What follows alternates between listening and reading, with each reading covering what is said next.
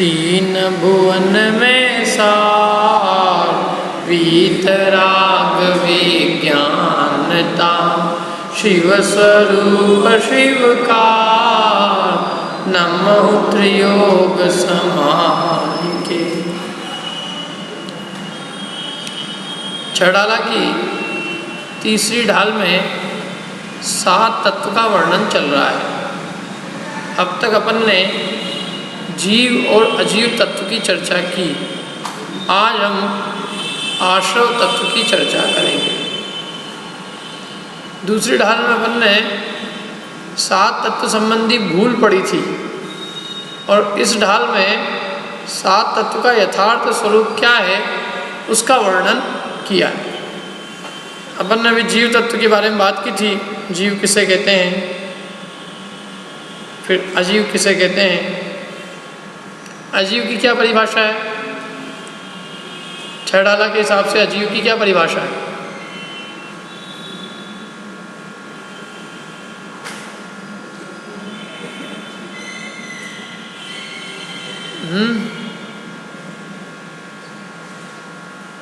हाथ खड़ा करना किसको आता है। अजीव की परिभाषा छड़ाला के अनुसार बताइए। एक शब्द है बस, चेतनता बिन, बस। जिसमें चेतनता नहीं है वो अजीव है। कितने भेद है अजीव के, कितने भेद है पाटनी जी? 5। अपन कौन से भेद में से उसके?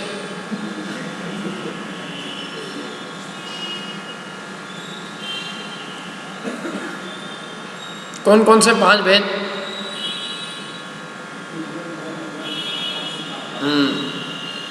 उद्गल का स्वरूप बताइए। छड़ाला के हिसाब से बताओ। नितिन जी, उद्गल का स्वरूप क्या है? उद्गल किसे कहते हैं?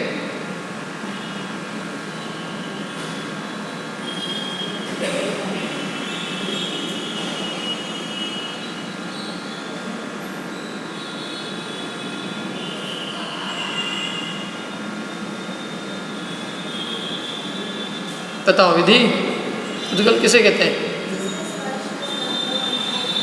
उसे उद्गल कहते हैं। यहाँ क्या परिभाषा दी है? उद्गल उद्गल पंचवर्ण रस गंधो फरस वसु जाके। इस लाइन का अर्थ बताओ क्या है?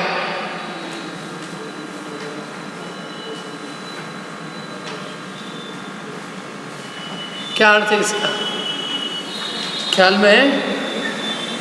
किसको ख्याल में, बताओ।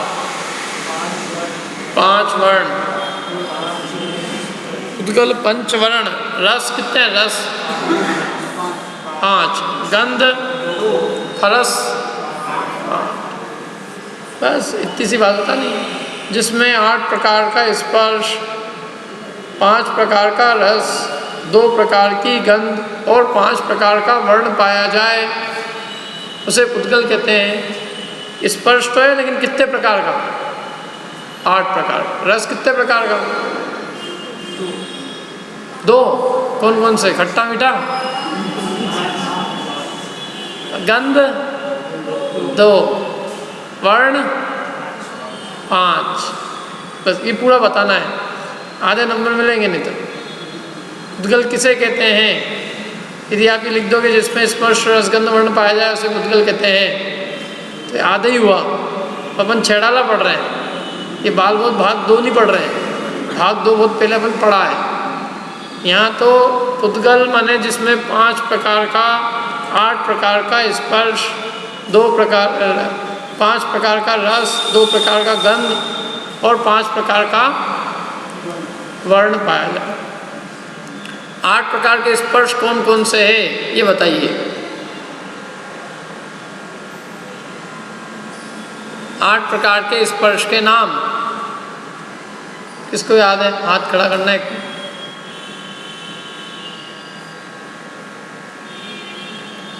ये बताए थे पिछली बार। सब आगे पाठ पीछे सपाट काम हो रहे अपने। आपको ख्याल में बताओ। रूखा सूखा नहीं है, रूखा सूखा नहीं है, रूखा चिकना। तो एक ही पेड़ और बचा है। नहीं, चरखा नहीं, चरखा तो उसमें चले जाएगा। कड़ा नरम, ठीक है। ये हो गए 8 प्रकार के स्पर्श। रस 5 प्रकार के कौन से, कौन बताएगा? 5 प्रकार के रस के नाम बताइए।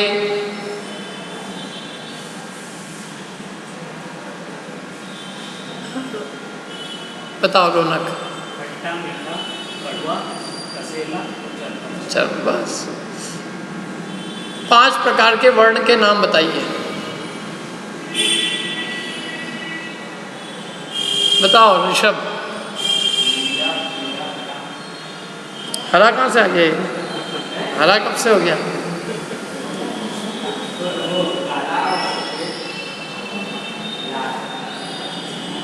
कौन कौन से? ढंग से बताओ एकदम, बताओ। चलो रोहित।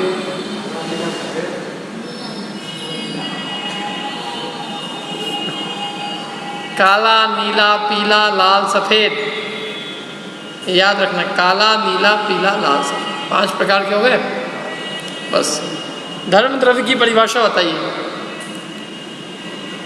सरल है भी एकदम, 6 डाला के हिसाब से। एक लाइन बतानी है अपने को। लाइन किसको याद है? देख देख के बता दो। 6 डाला की पंक्ति बताइए जिसमें धर्म द्रव्य की परिभाषा है।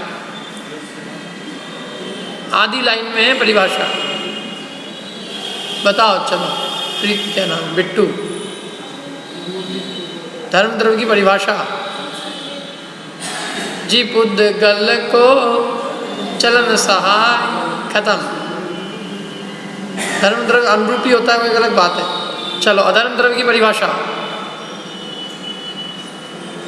ये सब घर वर पे कोई पढ़ के नहीं आते होंगे।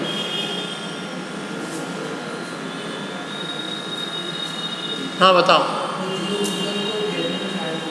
यहाँ क्या लाइन है?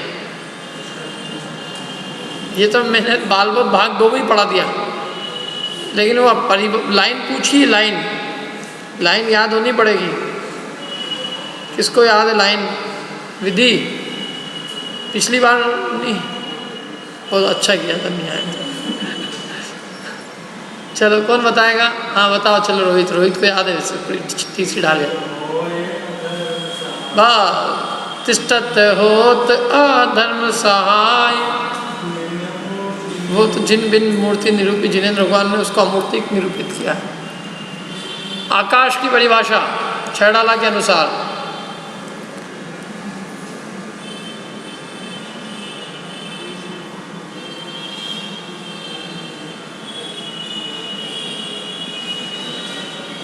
देख देख के बता दो। देख के ही बताओगे चलेगा। कम से कम ये पता तो हो कहाँ लिखा है।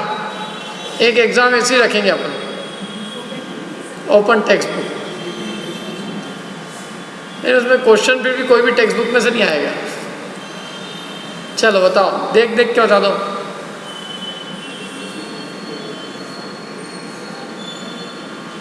काय की पूछी परिभाषा? आकाश की। बताओ ऋषभ, बताओ। चलो बस सकल द्रव्य को वास जास में सो आकाश पिछानो। व्यवहार काल 2 शब्दों में।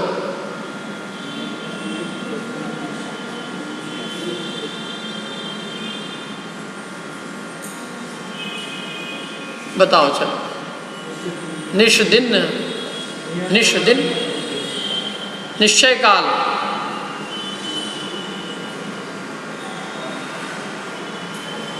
निश्चय काल।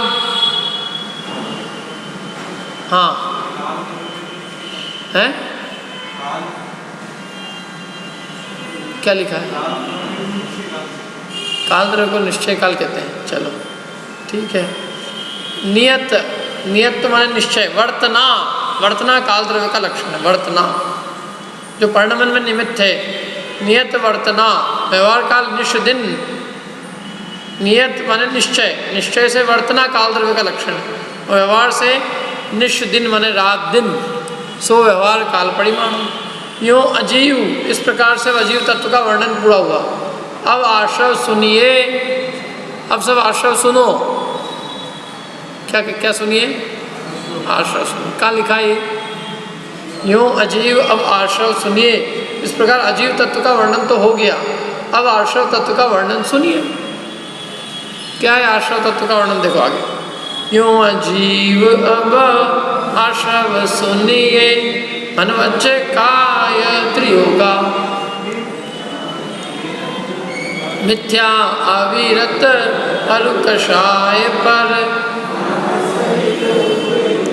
ये आत्म को दुख कारण, ताते इनको तजिए, जीव प्रदेश बांधे विधि सो बंधन कब हो न सजिए। यो अजीव, इस प्रकार अब अजीव का वर्णन हुआ। अब आश्रव सुनिए, अब आश्रव सुनिए। क्या है आश्रव?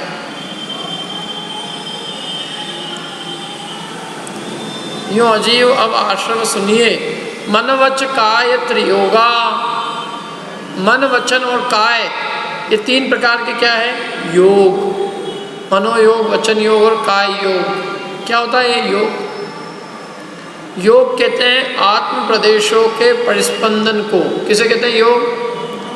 आत्म प्रदेशों के परिस्पंदन को योग कहते हैं। आत्म प्रदेशों के परिस्पंदन, स्थूल भाषा में कहें तो मूवमेंट, उसमें जो मूवमेंट हुआ है उसका नाम क्या है? योग। काय का मूवमेंट? किसका? अपना कि आत्मा के प्रदेशों का? अपन आत्म प्रदेशित है। आत्मा के प्रदेशों का जो परिस्पंदन है उसे क्या कहते हैं? योग। वो परिस्पंदन तीन चीज़ों के निमित्त से होता है। मन के निमित्त से, वचन के निमित्त से और काया के निमित्त से। मन के निमित्त से जो परिस्पंदन होता है किसका? आत्मा के प्रदेशों का, उसे मनोयोग कहते हैं। वचन के निमित्त से आत्मा के प्रदेशों के परिस्पंदन को वचन योग कहते हैं, और काया के निमित्त से आत्म प्रदेशों के परिस्पंदन को काय योग कहते हैं। अब ये अपन ने हाथ हिलाया तो आत्मा के प्रदेश हिले कि नहीं हिले? वचन बोले तो आत्मा के प्रदेशों का परिस्पंदन हुआ कि बिना परिस्पंदन की वचन बोलने आ गए? होठ तालू हिलाए बिना कुछ करे वचन बोल सकते हो आप? नहीं बोल सकते। मन में भी विचार करते हैं तो उससे भी आत्मा के प्रदेशों का परिस्पंदन होता है। आत्मा के प्रदेशों में हलन चलन होती है, मूवमेंट होता है। आत्मा के प्रदेश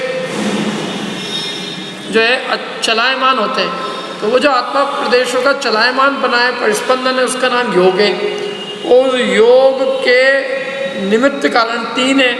मन के निमित्त से आत्मा के प्रदेश चंचल होते हैं, वचन के निमित्त से होते हैं और काया के निमित्त से होते हैं। जिसके निमित्त से भी आत्मा के प्रदेशों का परिस्पंदन होगा वो योग कहला जाएगा।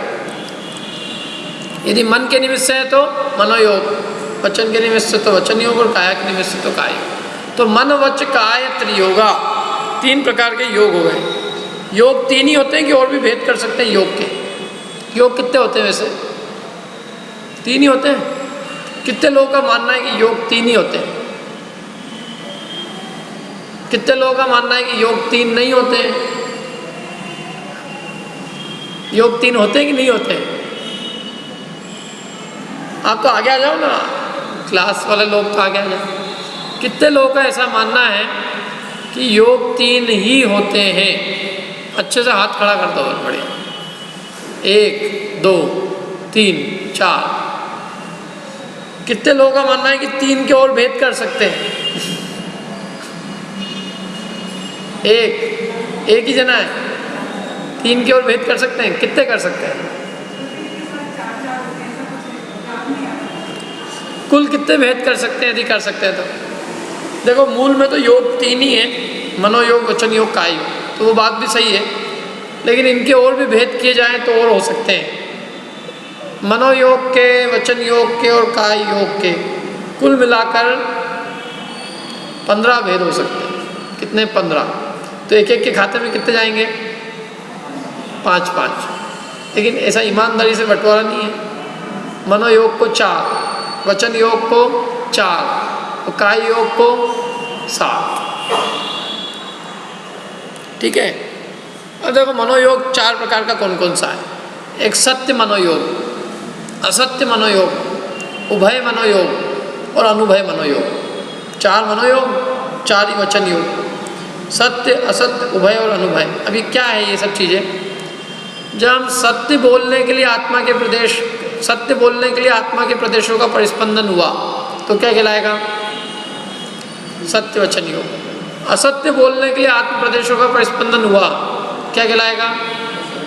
असत्य वचन योग। और ऐसी कोई बात जो सत्य भी है और असत्य भी है,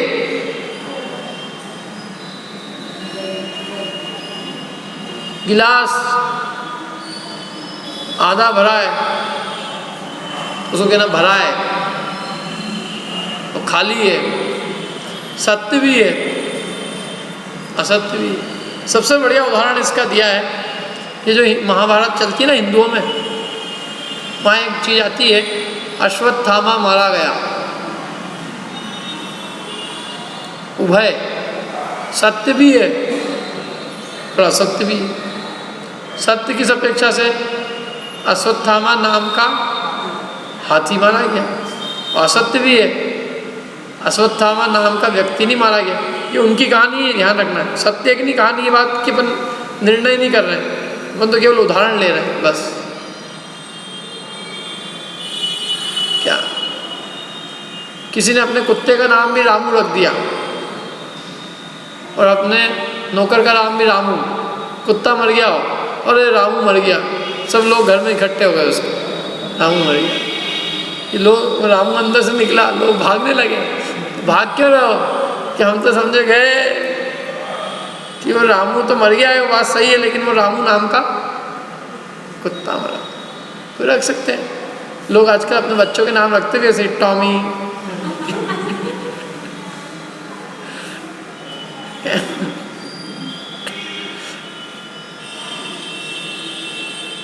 तो जो सत्य भी है असत्य भी है वो उभय है। और चौथा है अनुभय। अनुभय माने ना जो सत्य है ना असत्य है। जैसे हे राम यहाँ आओ, अब ये सत्य क्या असत्य है? कुछ भी नहीं है इसमें, न सत्य न असत्य न उभय। हे राम, हे श्याम, किसी का नाम लेके पुकारा या किसी को आमंत्रणी कही, आप आइए, यहाँ आइए, बैठिए, इसमें सत्य सत्य का कोई बात नहीं है। तो ये क्या कहलाती है? अनुभय। न सत्य है न असत्य है, आमंत्रणी भाषा, संबोधन भाषा, ये अनुभय कहलाती है। तो 4 प्रकार की भाषा हो गई, ये 4 प्रकार के वचन योग हो गए, सत्य, असत्य, उभय और अनुभय। अब मैं पूछता हूँ, देखो एक बार तिर्यंचों की जो होती ना अनक्षरी भाषा, कौवा बोल काँव काँव काँव है, कुत्ता भौ भौ भौ भौ, जो भी कर रहे हैं, वो कौन सी है बताओ? सत्य है, असत्य है, उभय है, अनुभय है? क्या है? सोच के बताओ। कुत्तों के आपस में फाइट हो रही है, रात आधी रात को लड़ रहे हैं सब दोनों तरफ से। अब वो कौन सी भाषा में लड़ रहे हैं? सत्य में उनको कौन सा वचन योग चल रहा है? वचन योग तो है उनके, क्योंकि कुछ न कुछ तो वचन बोल रहे हैं, कोशिश कर रहे हैं पूरा आपस में, जैसा भी कर रहे हो। तो वो कौन से तरह का वचन योग कहलाएगा? अनुभय में जाएगा ये, क्योंकि वो ना सत्य है ना असत्य ना उभय। अनक्षरी जितनी भाषा है जो अक्षर रूप नहीं है वो सब अनुभय में जाएगा। अक्षर रूप नहीं है ना, तोते की आवाज़, मैना की आवाज़, चील गाय, बैंड बाजों की आवाज़, जो भी तो अचेतन की है, इनको तो कोई योग भी नहीं है। लेकिन चेतन जो अनक्षरी भाषा होती है वो अनुभय में जाती है। ठीक है, अपनी जो भाषा होगी वो सत्य होगी, असत्य होगी, उभय होगी, अनुभय होगी, 4 प्रकार की। लेकिन जो अनक्षरात्मक जितनी भाषा है जिसमें अक्षर नहीं है, तिर्यंचों की जो अनक्षरी भाषा है वो काहे में जाएगी? अनुभय वचन योग। तीर्थंकरों की दिव्य ध्वनि वो काय में जाएगी?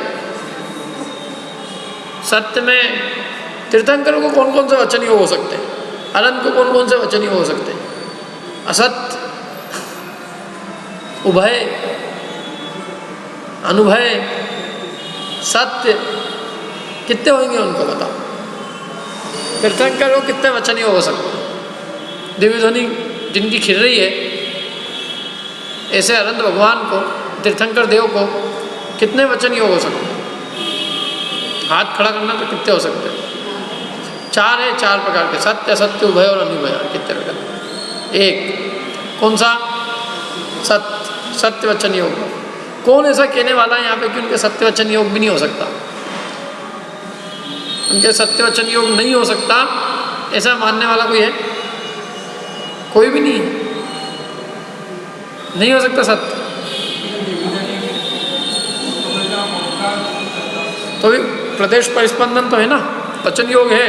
बिना वचन योग के दिव्य ध्वनि नहीं खिलेगी। वचन योग तो है, और वो बात भी सच्ची है कि सत्य तो है ही। एक और है उनके, अनुभय। क्यों? अनक्षरी रूप होती दिव्य ध्वनि, कानों में गिरने पर वो अक्षरी रूप होती। जब तक कान में नहीं आई है तब तक क्या है वो? अनक्षरी। और कान में आते ही अपनी भाषा के अक्षर में परिणम जाती है। तो इसलिए वो सत्य भी है और अनक्षरी भी है, मतलब अनुभय भी है। 2 प्रकार के वचन योग होते हैं। अपने कितने हैं? आपके कितने हो सकते हैं? एक समय में तो एक ही, लेकिन अलग अलग टाइम पे चारों ही हो सकते हैं अपने। सत्य भी, असत्य भी, उभय भी, अनुभय भी। एकेंद्रीय के कितने होंगे? चलो बताओ।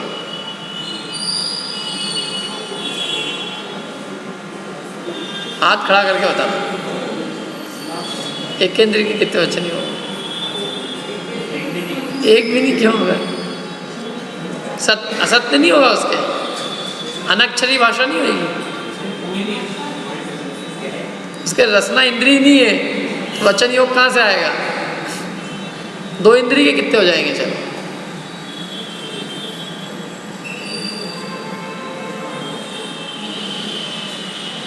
2 इंद्रिय के कितने वचन योग होंगे? होंगे कि नहीं होंगे? नहीं होंगे, नहीं होंगे। कितने लोग कह रहे होंगे 2 इंद्रिय के वचन योग हुआ? वचन योग कहने वाले कितने लोग? हाथ खड़ा करो अच्छे से। अरे हाँ, वचन योग तो है उसके। कौन सा है? एक अनुभय है बस, और क्या कहते हैं? 3 इंद्रिय के अनुभय, 4 इंद्रिय के, 5 इंद्रिय के, चारों, पंचेंद्रिय के चारों से। यदि वो पंचेंद्रिय मनुष्य है कि नहीं, चारों। चलो मनोयोग समझ में, वचन योग समझ में आ गया। अब ये 4 मन पे लगा लो। सत्य मतलब सत्य रूप चिंतन करना, सत्य मनोयोग।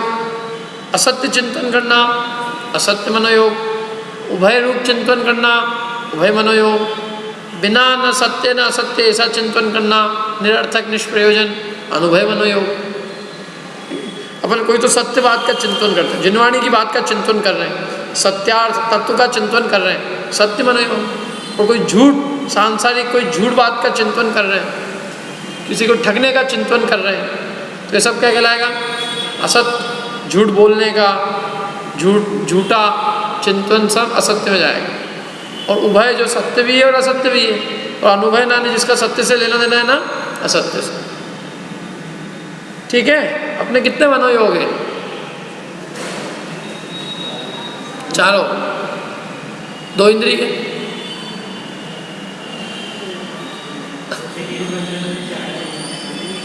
तो इंद्रिय के कितने मनोयोग है? देखो पीछे वाले बताएंगे। ये पीछे बताओ, पीछे वालों 2 इंद्रिय के मनोयोग कितने होते हैं? तो कितने होंगे मनोयोग?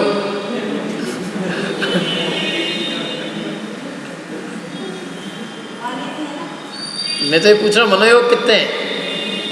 अब मन एक नहीं है उससे क्या मतलब? मैं तो मनोयोग पूछ रहा हूँ। चलो आगे वाले बताएंगे। देखो कितने मनोयोग है उनके? 0 है तो सही, 0 है। एक भी मनोयोग नहीं है। 3 इंद्रिय के, 4 इंद्रिय के, पंचेंद्रिय के, सैनी, पंचेंद्रिय सैनी के, चारों हो सकते हैं। सैनिक, असैनिक के नहीं होंगे। चलो आया समझ में कुछ? मनोयोग, वचन योग, 4 4 8 हो गए। अब आओ अपन काय योग पे। ये थोड़ा समझने जैसा है। काया कितनी प्रकार की होती है? कितनी काया लगी हुई है अपने साथ? ये जो काया दिख रही नहीं है, सबको काया दिख रही है वाली, ये कौन सी काया है? काया कितनी प्रकार की होती है? ये काया अपन ने पढ़ा नहीं है ऐसे, नहीं नामकरण के भेदों में पढ़ा था। शरीर के भेद कितने होते हैं? हाथ खड़ा करना, शरीर के कितने भेद हैं? हाँ बताओ भाभी जी।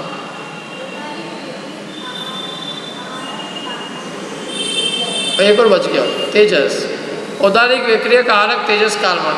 अभी अपने साथ कितने हैं? 3 है, दिख तो एक ही रहा है, कारमान है और तेजस है और औदारिक। तो एक ही क्यों दिख रहा है? 2 कहाँ दिखते हैं? आप कुछ भी मरता है, मरने के बाद में उसके कौन कौन से शरीर साथ में जाते हैं? औदारिक जाता है, तेजस, कारमान कोई सा नहीं जाता। शरीर जाता है क्या साथ में? शरीर तो यहीं पड़े रह जाते हैं, आत्मा जाता है अकेला। तो तेजस कारमान कैसे जाएगा? अपन नहीं बोलते हैं देह यहीं पड़ी रह जाएगी, आत्मा जाएगा। तो इसलिए तेजस और कारमान भी कैसे जाएंगे? जाएंगे क्या तेजस कारमान? नहीं जाएंगे। बहुत बढ़िया। कारमान और तेजस शरीर तो जीव के साथ जाते हैं, औदारिक नहीं जाता है। वो जो कहा ना देह पड़ी रह जाएगी, वो दिखती है वो पड़ी रह जाएगी, तेजस कारमान तो जाएंगे जीव के साथ। यदि कारमान शरीर किसे कहते हैं? कर्मों के समूह को कारमान शरीर कहते हैं। तो कर्म जो बांधे हैं वो नहीं जाएंगे, यहीं रह जाएंगे, तो बहुत ही बढ़िया है, मोक्ष हो जाएगा तत्काल। तो कर्म तो बांधे हुए ले जाएंगे अपन साथ में। यहाँ का कुछ ले नहीं जा सकते, यहाँ का सुई भी नहीं ले जा सकते, लेकिन जो बांधे हैं कर्म वो तो जाएंगे ही जाएंगे, तुम ले जाना चाहो या नहीं ले जाना चाहो। तो कारमान तो जाएगा और तेजस भी जाएगा, और शरीर को कांति देने वाला जो तेजस शरीर है वो भी जाएगा। जैसे 2 जाएंगे, एक यहीं ले जाएगा। ठीक है? तीर्थंकर का क्या है? कब मोक्ष नहीं? उसके पहले 3 अघातिया है ना। आयु कर्म के बिना तो ऊपर ही हो जाएंगे, नहीं तो आयु कर्म है जब तो यहाँ है अनंत अवस्था में। आयु कर्म नहीं रहेगा जिस जीव को, तो वो जीव तो बस ओम नमः होता है उसका। फिर समझ में है ना? आयु कर्म है, नाम कर्म है, गोत्र कर्म है, वेदनी कर्म है। अघातिया कर्म है? घातिया नहीं है, कारमान शरीर है उनके अभी। चल, तो 5 प्रकार के शरीर हो गए। जो मनुष्य और तिर्यंचों का स्थूल शरीर है वो औदारिक कहलाता है। औदारिक शब्द बनता है उदार से। उदार माने जो बड़ा हृदय, विशाल हृदय वाला होता है ना, विशाल स्थूल, उसे औदारिक कहते हैं। तो मनुष्य और तिर्यंचों के स्थूल शरीर को औदारिक शरीर कहा जाता है। क्योंकि ये सबसे स्थूल है इसलिए इसका नाम है, उदार से बनता है औदारिक। क्या नाम है इसका? औदारिक। जो अनेक प्रकार की विक्रिया करने में समर्थ होता है, तो विक्रिया से बनता है वैक्रियक। और जो शुभ होता है, सूक्ष्म होता है, केवली, शुद्ध केवली के पाद मूल में जाकर अपने प्रश्न का समाधान करता है। छठे गुणस्थानवर्ती महामुनिराज के मस्तक से निकलता है। एक हाथ का सफ़ेद पुतला 4 कारणों से निकलता है। मन में कोई संदेह होने पर प्रश्न का उत्तर पूछने के लिए केवली, शुद्ध केवली के पास जाता है, तब निकलता है। कोई प्रश्न का उत्तर स्वयं को ना आता हो, कोई पूछे, कोई गया भक्त उनके पास, हे प्रभु ये बताइए कि असुर कुमार देवों की उत्कृष्ट आयु कितनी है? क्या अब समझ लो उन्हें उस समय क्या मतलब, उस समय जो अवधि शुद्ध ज्ञान में होगा, शुद्ध के अंदर होगा वर्णित विषय हो तो बता देंगे। लेकिन कोई ऐसी चीज़ है जो कि शुद्ध ज्ञान के आधार से भी नहीं मिल रही है, और ऐसा कोई प्रश्न किसी ने पूछा जो कि न स्वयं जानते हैं और न आसपास कोई किसी के द्वारा जाना जा सकता है। तो उस काल में उसके संदेह को दूर करने के लिए वो तो वहीं बैठा है, उसे कहा 2 मिनट रुक, और इतने में निकला और वो वहाँ जाएगा जहाँ पास में निकट में जहाँ भी केवली होंगे विराजमान या शुद्ध केवली विराजमान होंगे, उनके पास जाएगा, उनसे पूछेगा और पूछ के वापस आ जाएगा और फिर वो कह देंगे अच्छा तुम्हारे प्रश्न का उत्तर इस प्रकार है। जैसे उसने पूछा असुर कुमार देव का अवधि ज्ञान का उत्कृष्ट क्षेत्र कितना है, उनका इतना है। उसको पता ही नहीं चला क्या क्या हुआ ये सब बीच में, क्योंकि उसका काल अंतर मूर्त है, सेकंडों में और मिनटों में पूछ क्या जाता है।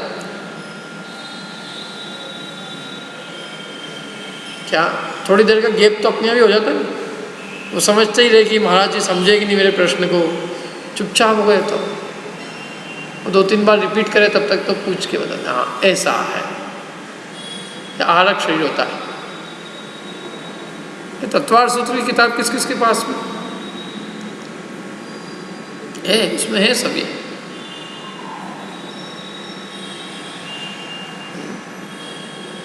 एक सेकंड, उसके अंदर सब दिया हुआ है सब।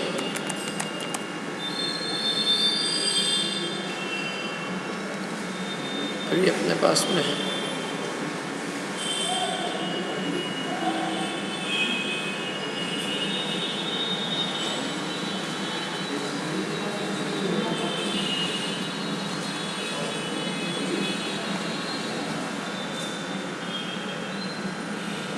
देखो पूरी परिभाषा बताता हूँ मैं।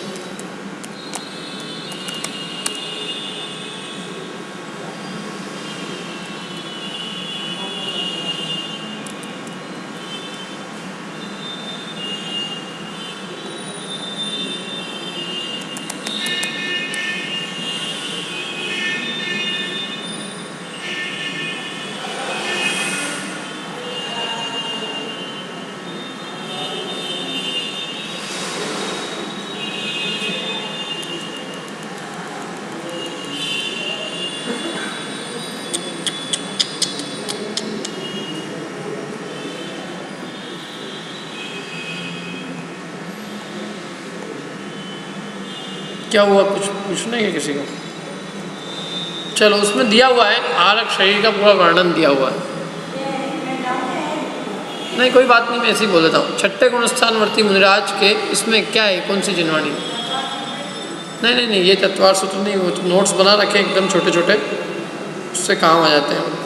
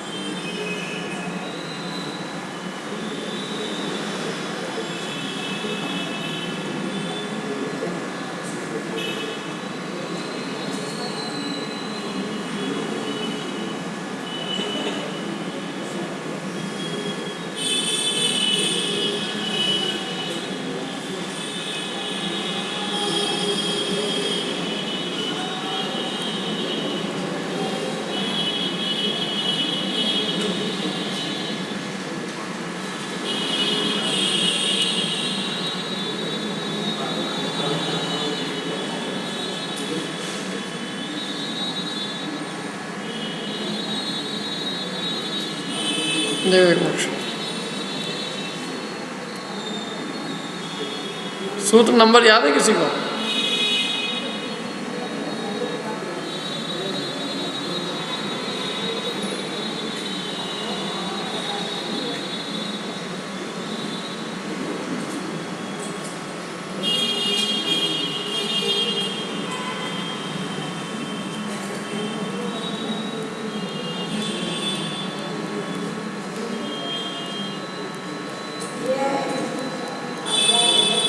देखो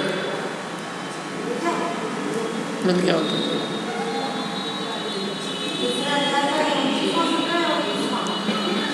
है, ये रहा देखो।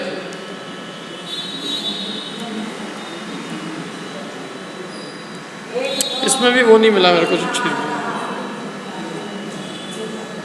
इसमें वो नहीं है। वो तो बात जो बताई वो 90% चीज़ तो आ गई। क्या क्या है, वो किताब नहीं है अपने पास तत्वार सूत्र की छोटी वाली,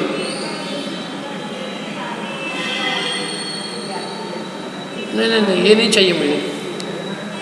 तो छोटी सी किताब है, उसके अंदर है वो सब नोट्स पूजा ने जो लिखी है।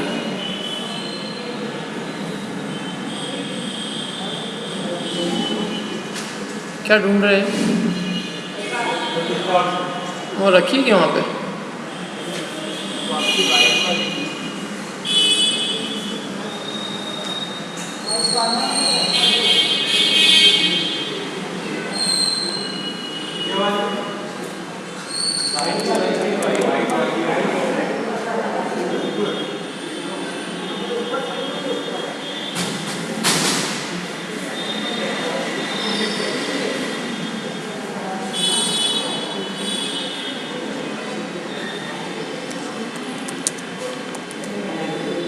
ये नहीं चाहिए मुझे, नहीं चाहिए।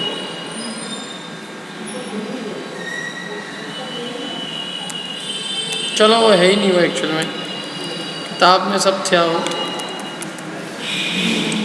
उसमें सारी बातें हैं।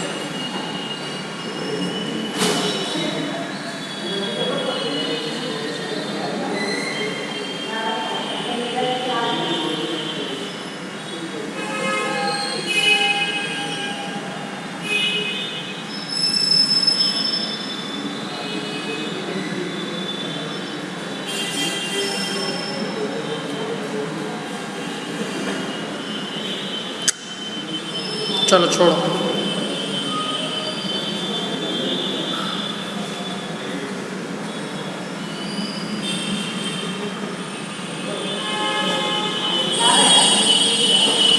देखो मैं यूँ ही बताता हूँ क्या है उसकी परिभाषा। जो आरक शरीर की थी ना, उसमें छठे गुणस्थानवर्ती मुनिराज के मस्तक से जो एक हाथ का सफ़ेद पुतला निकलता है उसका नाम वो आरक शरीर है। कौन कौन से कार्य की निकलता है? एक तो बताया था कि केवली और शुद्ध केवली के निकट में अपने संदेह को दूर करने के लिए। दूसरा कारण, कोई तीर्थ क्षेत्र हो दूर और उसकी वंदना करना हो, नहीं चाहिए, नहीं चाहिए। क्या है?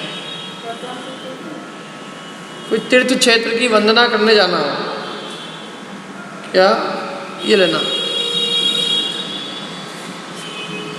तीर्थ क्षेत्र की वंदना करने के लिए भी वो मस्तक से एक हाथ सफ़ेद हाथ का पुतला निकलता है। तीसरा रीज़न है कि संयम की रक्षा के लिए।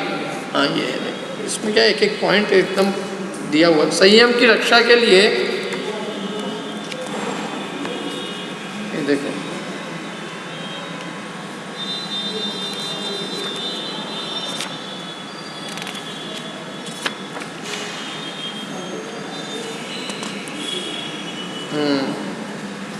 हाँ ये देखो दिया ना, इसमें सूत्र बहुत बढ़िया है। ये संयम की रक्षा के लिए होता है। संयम की रक्षा के लिए मतलब जैसे कभी मुनिराज हुए और मुनिराज के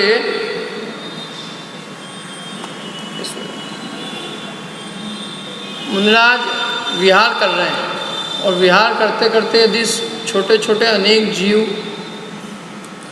किसी कारण से रास्ते में पड़े हो और मुनिराज को मंदिर की दर्शन करने के लिए, तीर्थ की वंदना करने के लिए जाना हो, तो अब यदि रास्ते से जाएंगे तो उन जीवों की क्या होगी?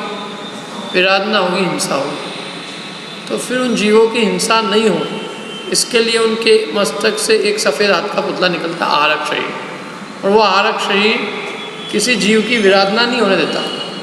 मतलब वो जो निकलता है वो किसी जीव की हिंसा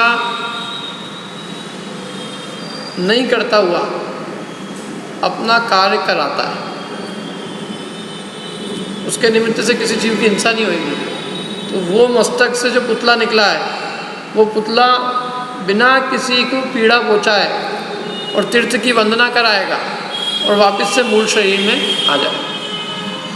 व्याघात रहित होता है वो। व्याघात रहित मतलब किसी से रुकता नहीं। वज्र भी आ जाए, पर्वत भी आ जाए, तो पर्वत को भी क्रॉस करके चला जाए। सूक्ष्म होता है, दिखाई नहीं देता।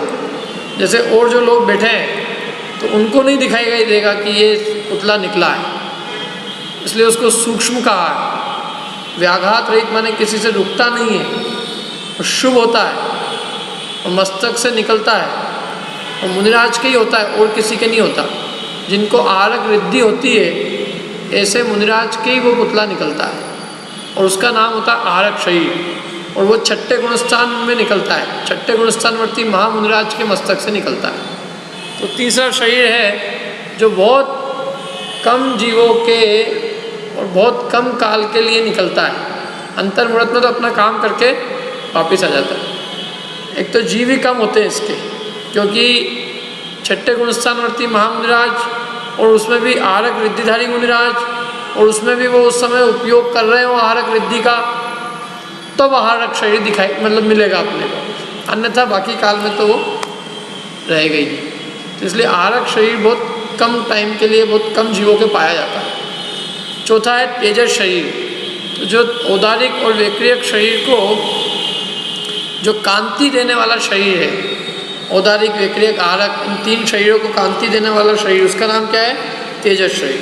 कांति देता है ना, जैसे एक मरा हुआ व्यक्ति हो, तो मरा हुआ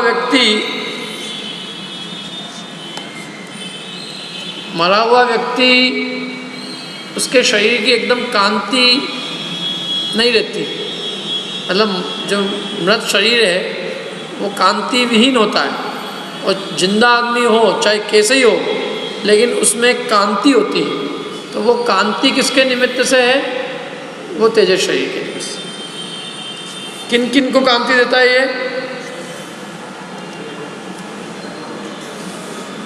शरीर को कांति देता है। कौन कौन से शरीरों को? तीन शरीरों को कांति देता है ये। औदारिक को भी, वैक्रियक को और आहारक को, तीनों शरीरों को कांति देता है। इसके बाद में अंतिम शरीर है कार्मान शरीर। कार्मान शरीर जो है 8 कर्मों के समूह को कार्मान शरीर कहते हैं। जो 8 कर्मों का समूह है, जो जीव कर्म बांधता है, उन कर्मों के समूह का ही नाम कार्मान शरीर। इस प्रकार से 5 शरीर होते हैं। अब इन 5 शरीरों में योग मात्र 4 शरीर के निमित्त से होता है। तेजस शरीर योग में निमित्त नहीं होता। तेजस शरीर से योग नहीं होता। आत्मा के प्रदेशों के परिस्पंदन में तेजस शरीर कारण नहीं बनता। औदारिक बन सकता है, वैक्रियक बन सकता है, आरक बनेगा, कार्मान बनेगा, लेकिन कभी भी तेजस शरीर योग में निमित्त नहीं होता। माने उसके निमित्त से आत्मा के प्रदेशों का परिस्पंदन नहीं होता। देखो औदारिक शरीर के निमित्त से होता है कि नहीं होता? अभी औदारिक शरीर का परिस्पंदन है तो है कि नहीं है? तो औदारिक शरीर के निमित्त से आत्मा के प्रदेशों का परिस्पंदन हुआ तो कौन सा योग कहलाएगा? औदारिक काय योग। वैक्रियक शरीर के निमित्त से 8 प्रदेशों का परिस्पंदन हुआ तो कौन सा काय योग कहलाएगा? वैक्रियक काय योग। आरक शरीर के निमित्त से हुआ, आरक काय योग। तेजस शरीर के निमित्त से हुआ, तेजस से हो गई। कार्मान शरीर के निमित्त से हुआ। विग्रह गति में जो होता है, विग्रह गति में 2 ही शरीर है, तेजस और कार्मान। अब अपन ने तेजस को तो योग में निमित्त माना ही नहीं, तो बचा कौन? कार्मान। तो विग्रह गति में योग है कि नहीं है? है। कौन से शरीर के निमित्त से? कार्मान शरीर के निमित्त से। तो उसको क्या कहेंगे? कार्मान काय योग। कितने योग हो गए? कितने हो गए? 4। कौन कौन से? औदारिक, वैक्रियक, आरक और कार्मान, 4 का। अब ये 3 योग पीछे वालों से पूछते हैं अपन, देखो इनकी परीक्षा लेते थोड़ी। पीछे वाले लोगों ने 3 काय योग के नाम और बताइए। हो सकता है आता हो, बताओ। हैं? 3 जो काय योग के नाम बचे हैं वो बताना है आपको। हाँ, देखो मैं बताता हूँ। औदारिक मिश्र, वैक्रियक मिश्र, आरक मिश्र। अब ये मिश्र क्या चीज़ है? औदारिक मिश्र, भाई 4 ही शरीर है, 4 शरीर के लिए में से 4 ही काय योग होंगे, 7 कैसे हो जाएंगे? तो देखो, कोई जीव मरेगा तो सही, मर के वो काय में आया? विग्रह गति में आया, मैंने नया शरीर धारण नहीं किया अभी उसने, नए शरीर के लिए पुद्गल परमाणु ग्रहण करना प्रारंभ नहीं किया। अभी कौन सा शरीर है उसके? तेजस और कारमान। तेजस से तो काय योग होगा नहीं, किससे होगा? कारमान से। तो कारमान काय योग। फिर जैसे ही नए शरीर को ग्रहण करना प्रारंभ किया, अभी नया शरीर पूरा ग्रहण हुआ नहीं है, नए शरीर की पर्याप्ति हुई नहीं है पूरी। पर्याप्ति माने शरीर को बनाने की सामर्थ्य वो नहीं हुई है, उसमें शरीर को बनाने की शक्ति की पूर्णता नहीं मिली, पर्याप्त नहीं हुआ। और उस बीच तक जब तक वो पर्याप्त नहीं होगा तब तक उसका योग मिक्सचर वाला है। पीछे कारमान भी है, उस कारमान था और अभी नया औदारिक ग्रहण कर रहा है। तो अभी औदारिक कर रहा है, औदारिक शरीर की पर्याप्ति हुई नहीं है, तब तक उसको कहेंगे औदारिक मिश्र। ऐसे ही जब तक वैक्रियक शरीर की पर्याप्ति पूरी नहीं होगी तब तक कहेंगे वैक्रियक मिश्र। जब तक आहारक शरीर की पर्याप्ति पूरी नहीं होगी तब तक के लिए कहेंगे आहारक मिश्र। ये 3 मिश्र हो गए। कितने हो गए? 7। कितने हो गए? 7 काय योग, 4 वचन योग, 4 मन योग। कुल कितने योग हो गए? 15। अपने कितने काय योग है बताओ? अभी अपने काय योग कितने हो सकते हैं? 2 कौन कौन से? अभी कारमान भी होएगा। देखो, कारमान काय योग केवल विग्रह गति में होता है, उसके अलावा और कभी नहीं होता। अथवा केवलियों के समुद्घात के काल में। लेकिन केवली की छोड़ दो, अपन अपनी संसारी 12वें गुणस्थान तक के जीवों की बात करो, सांसारिक जीवों की, तो कारमान काय योग केवल विग्रह गति में है। बाकी काल में कितने योग होंगे अपने? एक ही होगा। कौन सा? औदारिक। जब तक शरीर की पर्याप्ति अपनी पूरी नहीं हुई थी तब कौन सा था? औदारिक मिश्र। उस समय एक ही था, औदारिक मिश्र। अब वो शरीर पर्याप्ति पूरी हो गई, अब कौन सा होएगा? औदारिक। मरने के बाद कौन सा होएगा? जब तक विग्रह गति में रहेंगे कारमान, विग्रह गति में कारमान, और फिर कारमान उसके बाद नया शरीर प्रारंभ हो जाएगा, तब कौन सा काय योग रहेगा? बताओ कौन सा रहेगा तब? हैं? वैक्रियक मिश्र। देखो, वैक्रियक 2 जगह है, नरक में भी है और देव में भी है, ध्यान रखना। जहाँ जाएंगे, नरक में जाएंगे तो भी वैक्रियक मिश्र, देव में जाएंगे तो भी वैक्रियक मिश्र, और देवों की शरीर की पर्याप्ति पूरी हो जाएगी उसके बाद वैक्रियक काय। ऐसे आ रहा समझ में? कुछ नहीं आया? आया कि नहीं आया? थोड़ा थोड़ा आ रहा है। अच्छा, तो अपने अभी कुल कितने काय योग, कितने योग हो सकते हैं अपने अभी इस टाइम पे? कितनी संभावना है? कितने में से हो सकते हैं अपने? टोटल 15 में से कितने हो सकते हैं अपने? मनुष्य पर्याय में कितने हो सकते हैं? अभी मनुष्य पर्याय अभी मरते दम तक कितने हो सकते हैं? कितने? 9 सही आंसर। कितने हो सकते हैं अपने? 9। 4 मन योग हो सकते हैं, 4 वचन योग और 1 औदारिक काय। 9 में से कोई एक है। आया है समझ में? किस किस को नहीं आया बताओ? नहीं आया तो पूछ लो बिल्कुल। ये क्या है? परिस्पंदन में कारण है काया। औदारिक काय है, अथवा कारमान मिश्रित औदारिक शरीर है तो औदारिक मिश्र है। कारमान मिश्रित वैक्रियक शरीर है तो वैक्रियक मिश्र है। कारमान मिश्र है वो औदारिक मिश्रित आहारक शरीर है तो आहारक मिश्र है। जैसे तेज कारमान काय योग है, औदारिक काय योग, वैक्रियक काय योग, आहारक काय योग। 7 प्रकार के काय योग है, 4 प्रकार के वचन योग है, 4 प्रकार के मनोयोग है, कुल 15 योग हो गया ये। अब आगे चलो, थोड़ा सा अपने खास जो समझाना है। मन वच काय त्रियोगा, मिथ्या अविरति अरुकषाय परमाद सहित उपयोगा। क्या हुआ? क्या पूछना है?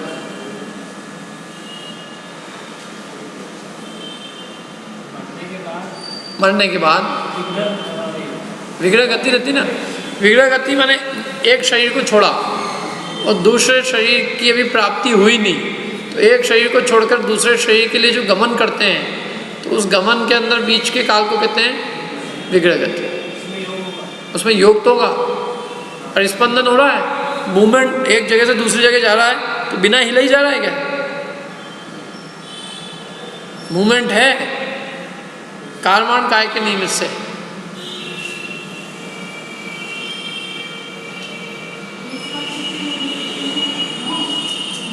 अलग अलग टाइप, एक काल में तो एक ही योग होता है, एक काल में एक योग होगा, लेकिन अपने 9 में से कोई एक हो सकता है। नहीं, जब मनोयोग होगा तो वचन योग नहीं होगा, जब वचन योग होगा तो काय योग नहीं होगा। 3 योग में से एक, और फिर एक के भेद में से एक काल में एक ही होएगा, कभी भी 2 योग नहीं हो सकते। जब वचन बोलते हैं तो मन नहीं है, मन बोल रहे हैं तो वचन बोल रहे तो काय है। मतलब योग जो है ना, जिसके निमित्त से परिस्पंदन हो रहा है, उसमें निमित्त एक ही। परिस्पंदन होना अलग चीज़ है और मन का कार्य होना अलग चीज़ है, ये ध्यान रखना। और कोई प्रश्न?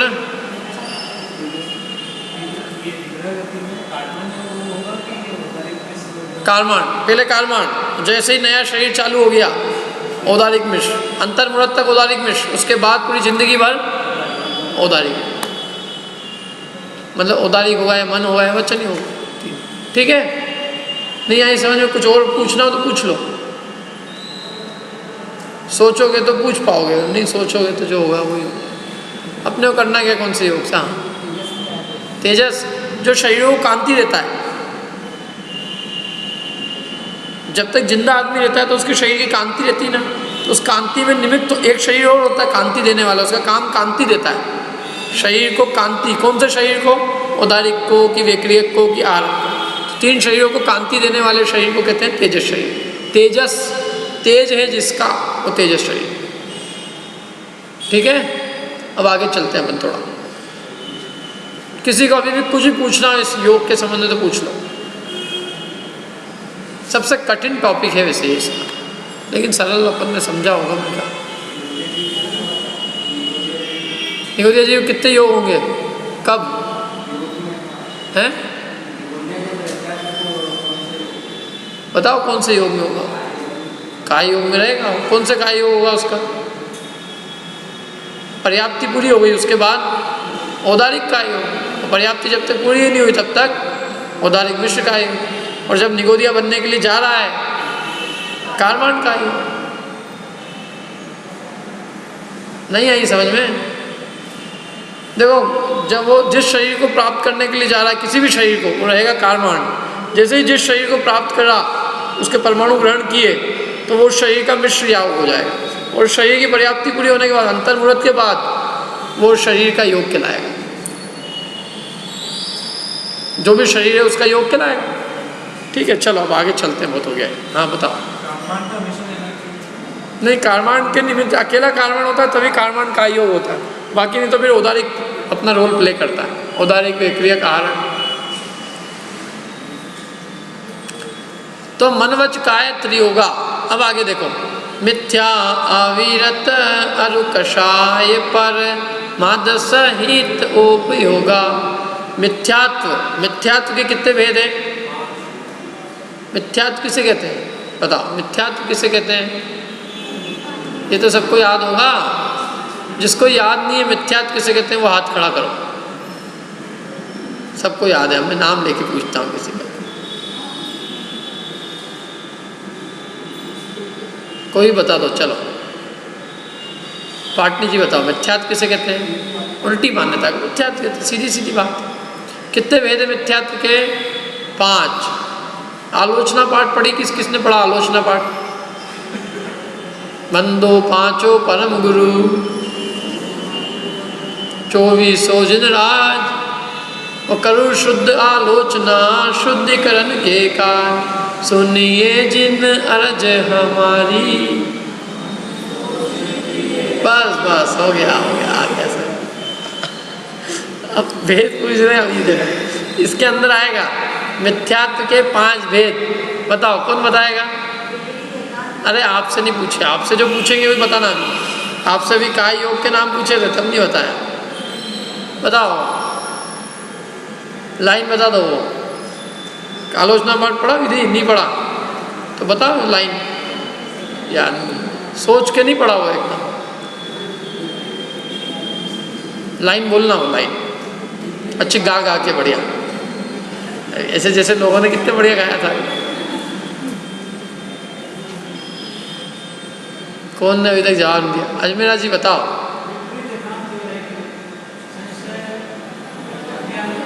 कुनय, बहुत बढ़िया। विपरीत एकांत विनय के, संशय ज्ञान कुनय के, वश होय घोर अघ कीने। तो 5 प्रकार का मिथ्यात्व हो गया: विपरीत, एकांत, विनय, संशय और अज्ञान। विपरीत मिथ्यात्व माने वस्तु का जैसा स्वरूप है उससे बिल्कुल विपरीत मानना। हिंसा में धर्म मानना, राग में धर्म मानना, वस्तु के स्वरूप को बिल्कुल विपरीत मानना। क्या? अपने आप को नित्य मानना, मैं अजर अमर हूँ, मैं मरूंगा ही नहीं कभी, ऐसा मानना, ये क्या है? विपरीत है। खाओ पियो, मौज से रहो, कर्जा लो, घी पियो, कर्म वरम नाम की कोई चीज़ होती नहीं है। कर्म किसने देखे?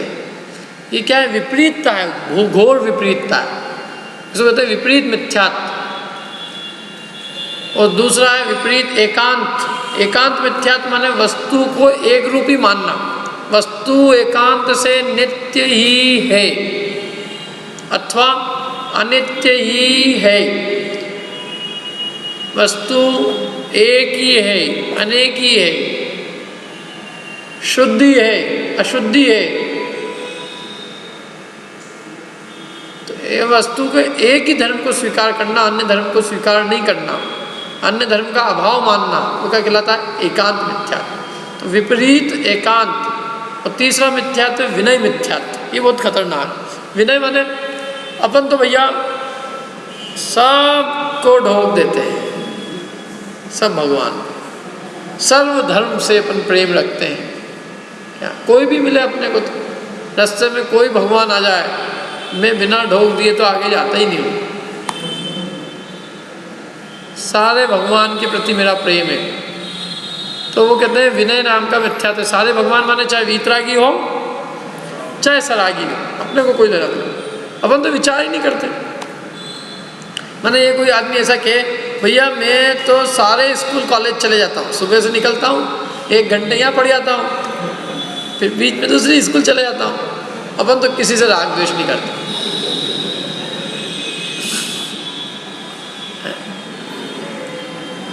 तो ये राग द्वेष का ये वीतरागता का चिन्ह है कि ये मूर्खता का चिन्ह है? मूर्खता का चिन्ह। क्यों? तेरे को यदि डॉक्टरी पढ़ने जाना है तो डॉक्टरी के कॉलेज में जाना, इंजीनियरिंग पढ़ना है तो इंजीनियरिंग के कॉलेज में जाएगा। तो हमें क्या चाहिए? पहले निर्णय कर कि तेरे को क्या चाहिए। तू तो वीतरागी के पास भी जा रहा है, सरागी के पास भी जा रहा है, तो इसका मतलब ये होता है कि तेरे को निर्णय नहीं है कि तेरे को चाहिए क्या। तो तू वीतरागी के पास भी जाए और वीतरागता का लक्ष्य लेकर न जाए, मतलब तेरे को यही नहीं पता हो कि यहाँ मुझे क्या मिलेगा और मैं किस लिए आया हूँ, तो कहते हैं कि उसके लिए उसको कुछ लाभ विशेष नहीं होता। हमें पता तो हो हम ये क्यों आए, हम इसलिए आए क्योंकि वीतरागता की प्राप्ति इनके आधार से होती है। ये वीतरागी है स्वयं और मुझे वीतरागता की प्रेरणा देते हैं, इसलिए मैं इनके पास आया। तो जो वीतरागी के पास आएगा वो रागी के पास कैसे जाएगा? फिर स्वाभाविक रूप से नहीं जाएगा। ऐसा तरीके से मम्मी ने भेजा उसको, बेटा आम खरीद के लाना। अब माँ मैं तो सभी चीज़ खरीद लाया। मैंने कहा कहाँ किसी से राग द्वेष करो, नींबू भी ले आया, संतरे भी ले आया, सब ले आया लो, और एक आम भी खरीद लाया, तो ये सब मिलके चूस लो अब इसको इकट्ठा करके। कि बेटा तेरे को जो चीज़ कही थी वही लेके आनी थी। अपने को आम था तो आम ही की दुकान पे जाना था, अपने को जिस दिन और चीज़ चाहिए होती तो और चीज़ पे जाते हैं। तो हमें जो चीज़ पसंद होगी वही जाएंगे ना। तो हमें वीतरागता पसंद है इसलिए हम वीतरागी देव के पास आते हैं। हमें यदि सरागता पसंद होती तो हम सरागी के पास चले जाते हैं, हमें क्या दिक्कत है। तो विनय मिथ्यात्व माने कुछ विचार विवेक के बिना बस सबको एक समान मानना, सरागी रागी को एक, वीतरागी और रागी को एक सरीका मानना, निर्ग्रंथ मतलब परिग्रह रहित और परिग्रह सहित दोनों को गुरु मानना, अहिंसा में धर्म और हिंसा में उसको दोनों को धर्म मानना। सब धर्म है, सब धर्म सच्चे हैं भैया, सब में कुछ ना कुछ तो अच्छी बात मिल ही जाती है। तो मैं तो कहता हूँ सभी दुकान सच्ची है, सब क्या कुछ ना कुछ तो माल मिल ही जाता है, तो ले आओ जाके। तो ये बात जो है बिल्कुल मतलब विनय नाम के मिथ्यात्व में आती है। अपने यहाँ तो क्या है, देखो कितनी पवित्रता है कि इसके लिए एक उदाहरण है कि यदि 5 लीटर का दूध हो, कितना लीटर, 5 लीटर, और ऊपर छिपकली लड़ रही हो और लड़ते लड़ते छिपकली के मुंह से थोड़ा सा कुछ गिर जाए, खून वून गिर जाए, लड़ते लड़ते खून की एक बूंद गिर जाए और अपने को पता चल जाए, और फिर वो दूध के अंदर अच्छी केसर वगैरह लगा लोगों की कोई अपने को देवे, कौन कौन पिएगा उसको बताओ? पिएगा कोई? नहीं पिएगा। क्यों? अरे एक जरा सी बूंद तो गिरी है कि इतना, एक बूंद भी यदि जहर की है वो, तो उससे होएगा क्या, वो केसर के चक्कर में प्राणी चले जाएंगे, नहीं पी जा सकती। जहर की एक बूंद भी उस पूरे दूध को विषैला कर देती है। ऐसी वीतरागता में धर्म में, वीतरागी देव में, क्या निर्ग्रंथ गुरु में इतनी सी भी विषैलापन चल नहीं सकता। क्यों नहीं चल सकता? कि वो संपूर्ण दूध को विषैला कर देता है। तो थोड़ा सा है, बाकी तो बाकी हम निकाल लेंगे। दूध कैसे निकालोगे तुम? उसमें निकालने की जगह कहाँ बची? इसलिए परिपूर्ण, बिल्कुल जिसके अंदर विष का कोई अंश नहीं है, जो एकदम परिपूर्ण रूप से शुद्ध है, हम तो उसको अंगीकार करते हैं। इसलिए उसके अलावा अन्य किसी को मानना करना वो सब विनय नाम के मिथ्यात्व में जाता है। विपरीत एकांत विनय के। चौथा है संशय, कोई निर्णय नहीं होना। गंगा जाए तो गंगादास, जमुना जाए तो जमुनादास, जो जैसा कहें। यहाँ पे अपन उसको पढ़ाएं, वीतरागता हितकारी है, क्या मोक्ष मार्ग हितकारी है, यहाँ तो ये सीख के जाए, बिल्कुल मुंडी लाए। हाँ सही बात है, सही बात। और बाहर जाते ही कुछ और ही चित्त में जब बस जाए उसके, क्योंकि ये सत्य है दुनिया का कि ये सत्य है। ये कहते हैं कि पैसे में सुख नहीं है, और मन बाहर जाओ तो ऐसा लगता है पैसे के अलावा किसी में सुख ही नहीं है। तो सत्य क्या है? कोई निर्णय नहीं कर पाना एक चीज का। वीतरागता में सुख है कि राग में सुख है, परिग्रह में सुख है कि अपरिग्रह में सुख है। ये कहते हैं परिग्रह दुख का कारण है, समझा रहे थे तब तक तो बराबर हाँ सब समझ में आ रहा था, और बाहर जाते ही रुपए के, उसके एक पैसे के भी भाव नहीं रहे। क्या अपन पढ़ते ना अभी यहाँ, अभी जैसे अपन पढ़ रहे हैं तो सबके अच्छे भाव है, बढ़िया, ऐसा मान के चलता हूँ। मतलब जितनी देर पढ़ रहे हैं, और अभी अपनी जिनवाणी चालू होगी तो 98 जितने भाव रह जाएंगे।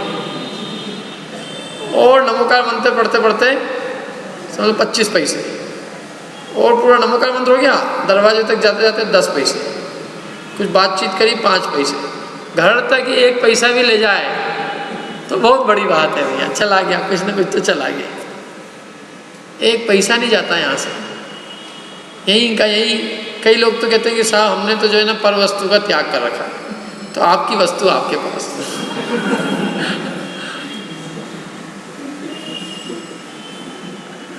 मैंने कहा भैया इसको ले जाना तो कोई दिक्कत नहीं है, और पर वस्तु का त्याग करना इसकी कोई दिक्कत नहीं।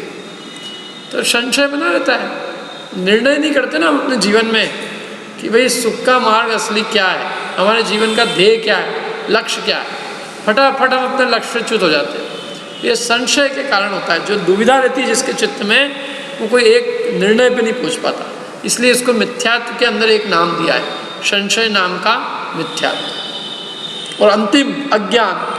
अज्ञान मतलब कुछ पता नहीं अपने को, तो होएगा कुछ, धर्म भी कुछ होएगा, कर्म भी कुछ होएगा, धर्म करते तो अपन धर्म कर लेते हैं, कर्म करना तो कर्म, मतलब कुछ खबर ही नहीं है।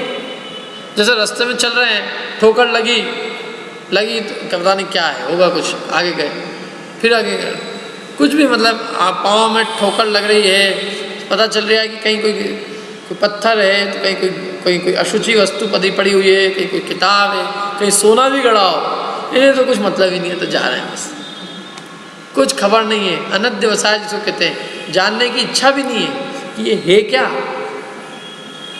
ऐसे ही जिसको वस्तु तत्व को जानने की जरा भी जिज्ञासा नहीं है, धर्म को समझने की इतनी भी जिज्ञासा नहीं है, घोर मिथ्यात्म छाए रहो है क्या, मैंने ऐसी विपरीत बुद्धि छा रही है, घटाटोप संसार में आकंठ डूबा हुआ है, और अपने आप को मानता है कि मैं महासुखिया हूँ, महासमझदार, महाबुद्धिमान, और मानो मैं 3 लोक का नाथ हूँ। अपन ने सब धर्म समझ रखा, किसी का बुरा नहीं करना, अच्छा करना। अब बुरा क्या होता है, अच्छा क्या होता है, कुछ खबर है नहीं। इसको कहते हैं अज्ञान नाम का मिथ्यात्व। तो कितने प्रकार के मिथ्यात्व है ये? 5। कौन कौन से? विपरीत, एकांत, विनय, संशय और अज्ञान। 5 ही खतरनाक है। विपरीत तो महा खतरनाक, विपरीत वाले की फाइल ही उल्टी है। क्या? हिंसा में धर्म माने। एकांत वाला भी वस्तु के स्वरूप को पूर्ण नहीं समझता, वस्तु को एक रूप ही मानता है, वस्तु को यथार्थ मतलब चैतन्य को, उद्गल को, 6 द्रव्यों को ठीक ठीक नहीं जानता, उसके बारे में अयथार्थ श्रद्धान होता है। विनय मिथ्यात्वी को भी निर्णय नहीं, संशय को नहीं है, अज्ञान वाले को तो कुछ खबर ही नहीं। तो ये 5 प्रकार की क्या है? मिथ्या। हो गए कितने? हो गए मनवच कायत्री होगा मिथ्या।